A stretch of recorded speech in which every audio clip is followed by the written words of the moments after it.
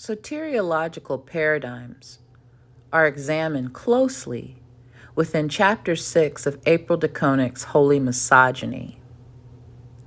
Although the bulk of Holy Misogyny centers on an overview of various interpretations of female images of the divine throughout Christian tradition, Chapter 6 is an exploration of cultural views of marriage among a variety of early Christian groups, including several Gnostic traditions.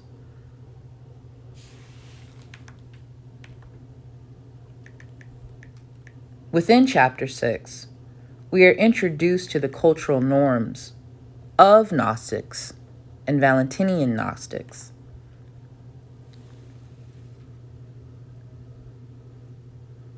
These perspectives were limited. These were limited to a couple of Gnostic Christian groups who taught that sex was a sacred and powerful act. A sex life modeled from the natural order of the animals where wives are not given away as property is introduced within this chapter. These perspectives associated with the cultural norms introduced within the Bible help us to understand the veil which has been over our eyes with regards to understanding marriage. De Koninck lifts the veil and uncovers tradition that denounces and those that affirm marriage as a part of their soteriological paradigm. Throughout these traditions, there is a consistent emphasis on the need for women to be freed from their femaleness, either by renouncing traditional aspects of femininity or by being joined with the male, effectively creating the primal Adam who existed prior to the removal of his rib and subsequent creation of Eve.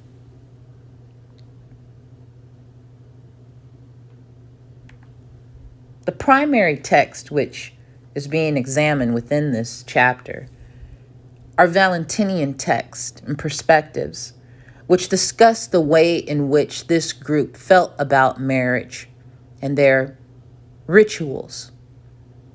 Lust is shunned.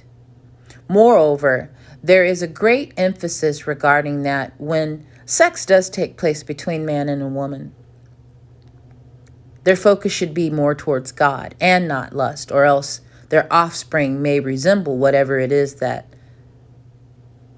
they're focused on during this act. The Bible is discussed with regard to Genesis, Adam and Eve. These are the texts which are at the center of discussion within the chapter. My key takeaways from this chapter is that de Koninck's work concludes much, but apostolic traditions, along with other cultural traditions, have greatly shaped the way in which we understand marriage within the church, within womanism, within feminism. Culture has ultimately prescribed and attributed greatly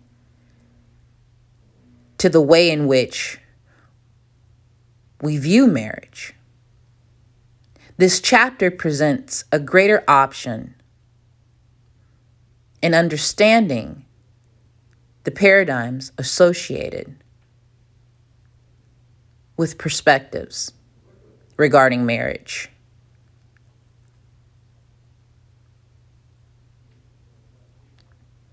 I now have a clearer understanding.